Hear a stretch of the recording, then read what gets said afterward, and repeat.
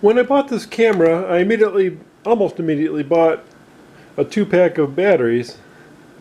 And I was making a big deal to everybody about what a great deal these were. Here's the stock battery, and here's one of the replacement batteries. 3.8 volts versus 3.7, that's kind of strange. But this claims 2600 milliamp hours, where this other one, the original battery, only claims 1860 milliamp hours. So I'm thinking, oh, what a great deal, you know.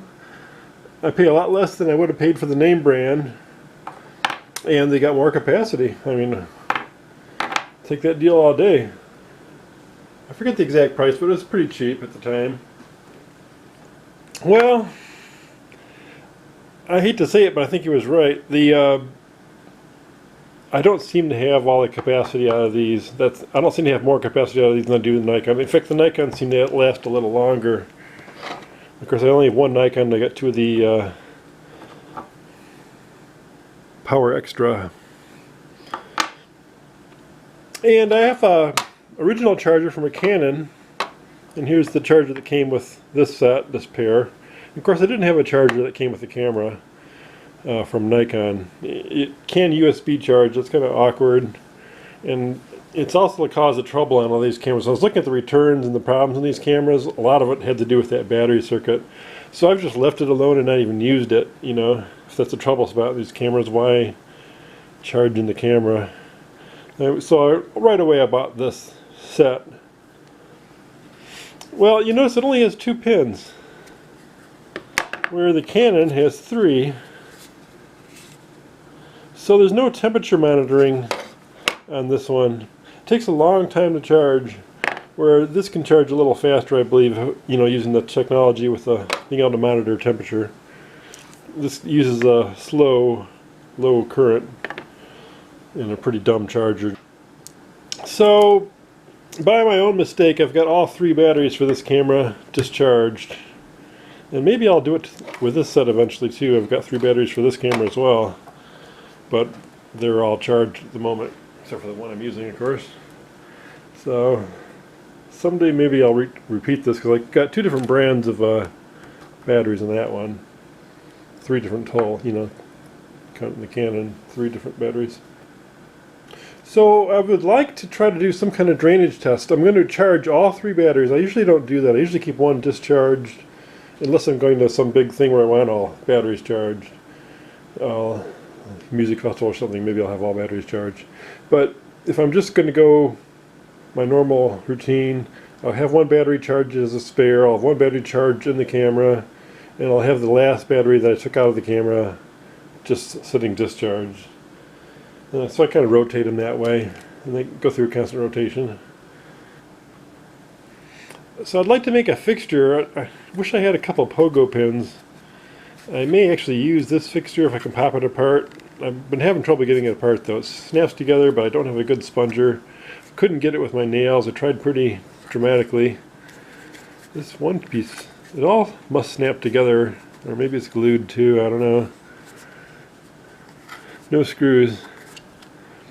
I may have another effort at it. I'll take a shot if I do get in there, but I don't really want to screw it up. It's my only real charger right now. But yeah, 2-pin charger versus one with the temperature monitoring, a little faster charging. But what I want to do is maybe do a drainage test. So if I take this apart, maybe I'll commandeer it just for the mount, you know, and wire it directly in, or maybe I'll make a fixture of some sort, or something good enough to hit these contacts. See if I can find some kind of contacts I can reuse for that purpose.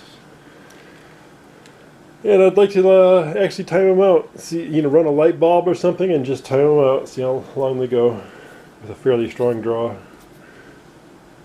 Aha! Figured out one thing. I was trying to pull out of this and I couldn't get it to pull. Of course, luckily I didn't go too hard. I would have broken the... You always got to be reasonable in your efforts. Don't go too extreme too quickly. So finally I figured, well, these thumb grips got to be doing something, and I couldn't pull it this way. It wasn't giving, so... And I obviously can't go this way, so I finally figured, oh, go this way. And it pops right out, you do that. This is just an adapter for a more standardized charger, so they can use the same base for every model battery. Just change this part for individual battery. Doesn't really get me in this part yet, but... And actually, this looks like it might be inaccessible. We'll try. I'll keep trying. Another question I had was on voltage, because they got this curious only 3.7 volt rating here. And of course, anybody knows lithium batteries, you know, they're not very good with higher voltages. But then I look on this thing and it says, let me get it right for you here, 4.35 volts. So if that's the max, and the battery can only have, So if I do ever get a drainage thing set up, and why is there 3 contacts here and they didn't carry them through? Eh? Maybe there's a temperature sensor in the panel here? Doubt it, but it's possible, I suppose. There could be a temperature sensor in here, and that might be why they didn't carry a temperature probe. Because they do carry 3 here. Interesting. Maybe it's not as bad as I thought. Maybe there is a temperature probe, it's just in there. That'd be interesting. It's still not as good as being in the battery, of course. Why would they not just use the one in the battery? I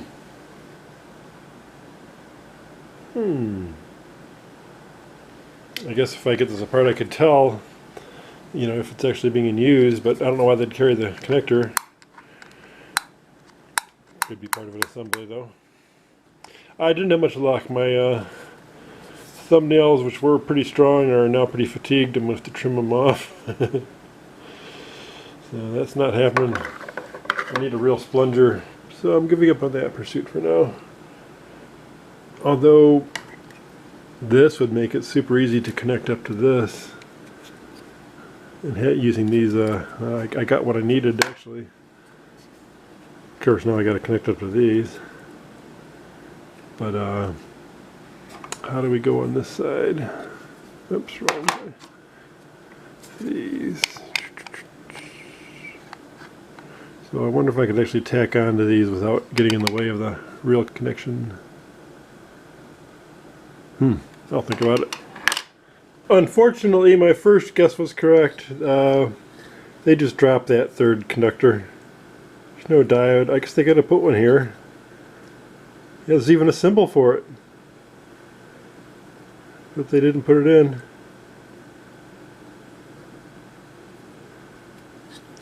So, no so much. They just give you a real low current charging rate and probably a timer. I wonder if there's a voltage crossing thing, or they don't want you getting it near moisture. No user serviceable parts inside. Keep your stinking fingers out of there, you unqualified service person. Oh, well, here we go. Max current draw is 15 milliamps, so that tells you how small the charge rate is. Wow. POS. Well, it takes all day to charge. I'm going to charge all 3 batteries eventually here when I get things back together. First I'm going to put a couple wires coming out of here and put it all back together. PowerExtra.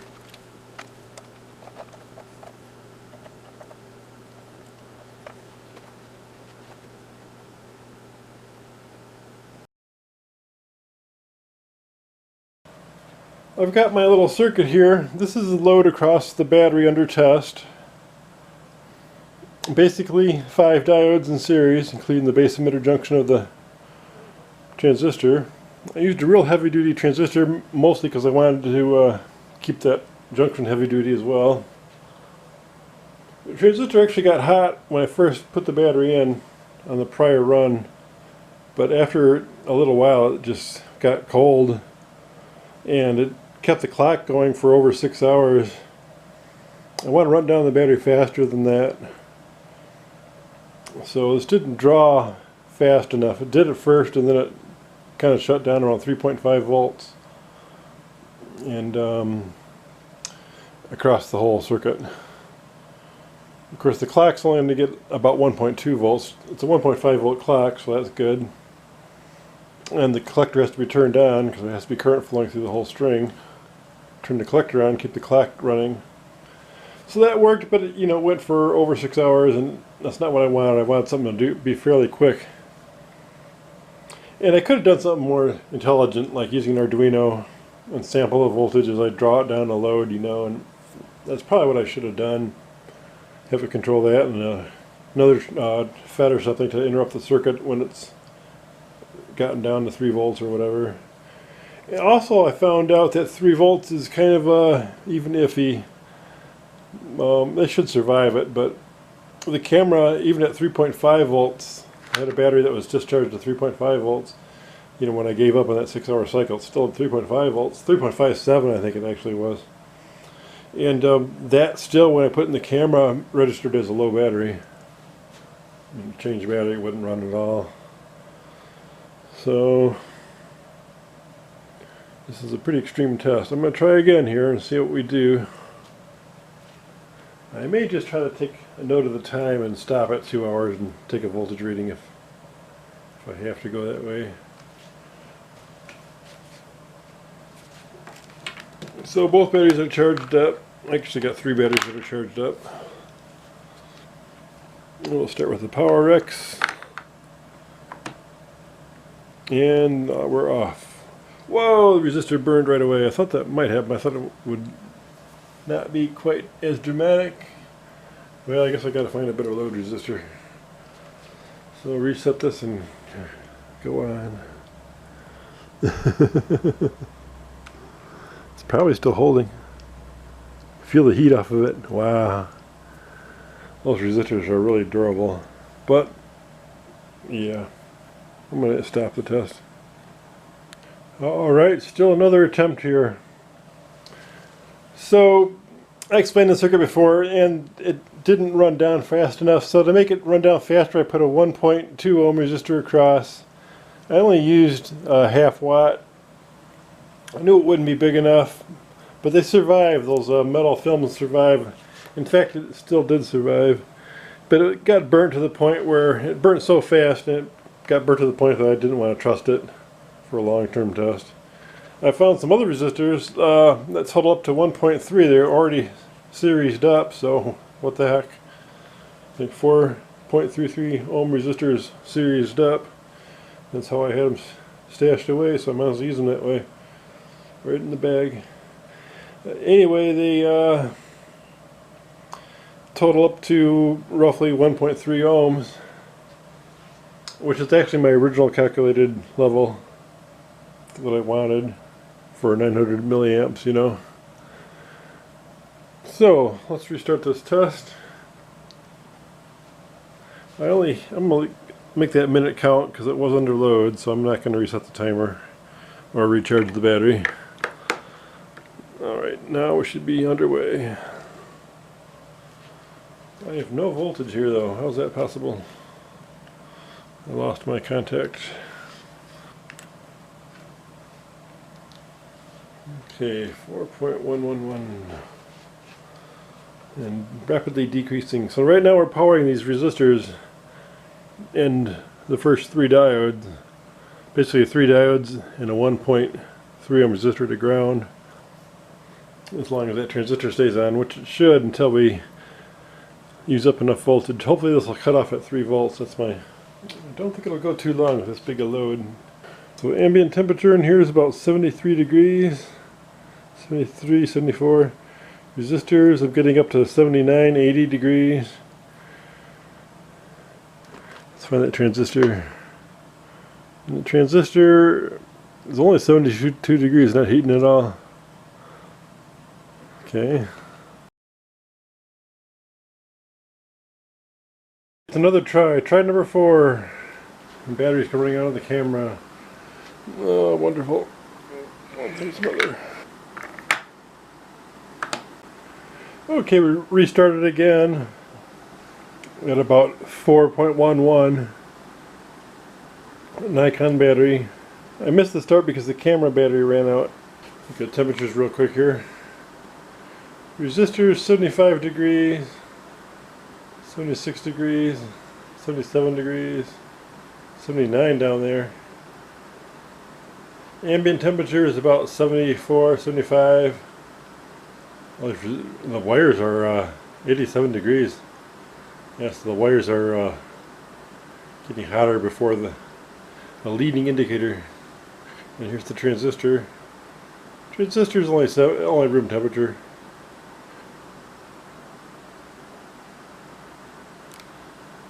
I'm getting an accurate reading on that. Yeah, it feels a little warm, not too warm. The diodes are feeling warm, but they don't always measure warm even though they feel warm. So it's screwy. There's reflections or something going on here, or they're too small to accurately target. 80 degrees, 81, 83. This one says 73. This one says 73. If I feel them, they're warm. So it's screwy. You get little reflections. They're glassy, so they'll get reflections on them, I guess.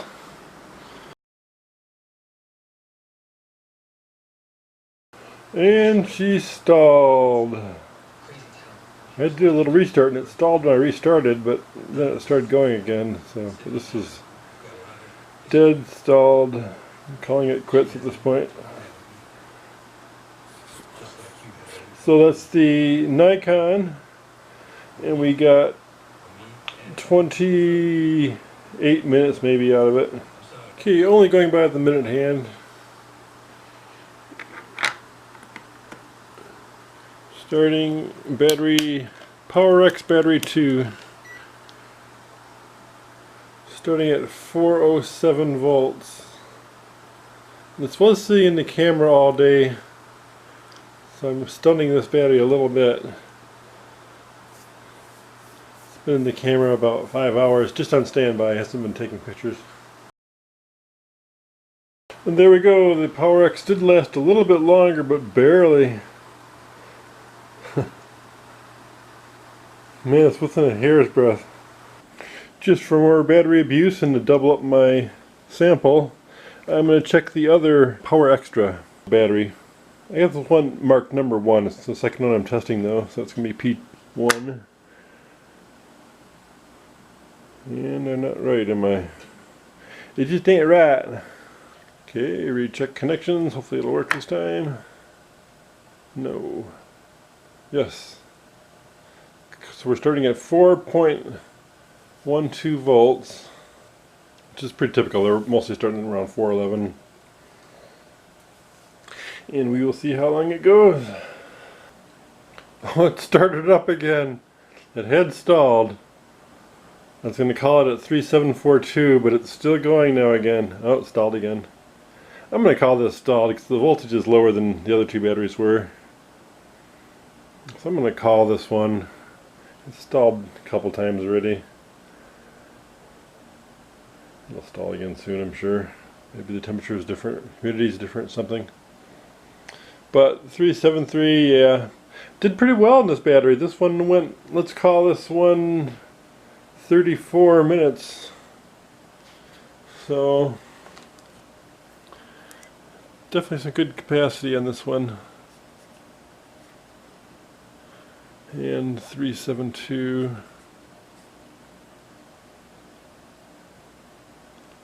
No, 3-ish.